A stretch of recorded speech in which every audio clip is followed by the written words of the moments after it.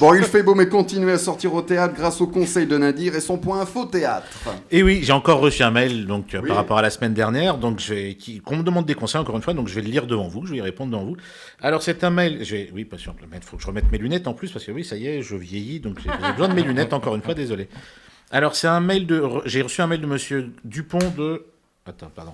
Ah merde, ce con, il a oublié, il a pas écrit le nom de sa ville, il a mis que l'initiale. Bah, il a terminé son truc, il a écrit Monsieur Xavier Dupont de L. Bon, il habitait Lyon ou Limoges, je sais pas, enfin, on s'en fout. Alors, cher Monsieur Nadir, monteur spécialisé de terrasse carrelée. Ah bah le mec il travaille dans le BTP. Ok, bah je vois ce qu'il fait. Oh Dieu. Je viens souvent. Peut-être, oui, je connais pas la ville d'Odieu. Je viens souvent à Paris pour venir voir des spectacles et je vais bientôt venir passer du temps dans la capitale pour une future construction. Ah oui, peut-être, oui. Que me conseillez-vous en ce moment? Eh bien, monsieur Dupont, je peux vous conseiller plein de spectacles de qualité, mais aujourd'hui, il n'y en aura que 5. Bah oui, je suis pas le seul dans l'émission et pour une fois qu'il y a Fiona, on va lui laisser la parole. Alors, pour commencer, au Théâtre Fontaine, une comédie de Patrick Hautecoeur qui s'appelle Berlin. L'histoire, elle est simple, c'est un couple qui veut passer à l'ouest en travaillant dans une maison recouvrant un passage secret pour y passer, sauf que cette maison appartient à un haut membre de la Stasi. Pas de bol. Sinon, au Théâtre Michel, vous pouvez retrouver la fameuse pièce récompensée au Molière Est-ce que j'ai une gueule d'Arletty, qui vous narre en référence et en musique la vie de cette grande dame, doublée en plus d'une comédienne de talent.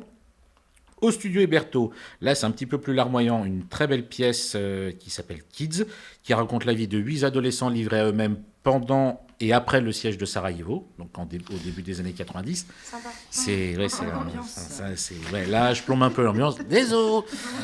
Puisque le spectacle de l'invité qui devait être présent s'appelait Cocu, j'allais parler d'une pièce qui se joue au Théâtre de l'Échec qui s'appelle Le Montespan, qui est le Cocu le plus célèbre de l'histoire, puisque sa femme s'est tapée Louis XIV, et donc ils ont adapté le roman de Jean Telet au théâtre, et c'est très très beau, c'est très très drôle. Ils sont 3 comédiens au plateau pour jouer je ne sais combien de personnages. Et pour terminer, je finis par une pépite dont le titre de ce spectacle s'appelle Pépite, puisqu'il s'agit du seul en scène de la talentueuse Marion Mésadorian, qui nous raconte avec humour et tendresse sa vie à travers de multiples rencontres de drôles et attendrissants personnages qu'elle appelle ses pépites, justement.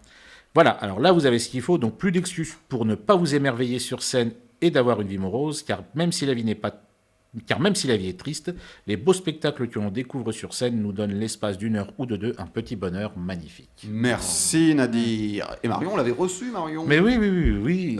Marion est une amie de longue date et son spectacle que j'avais vu dans les tout débuts est vraiment extraordinaire et il s'améliore au fil des années. C'est bien, dès que tu mets tes lunettes, ça fait vraiment critique. Oui, ça fait très tu les sérieux. enlèves,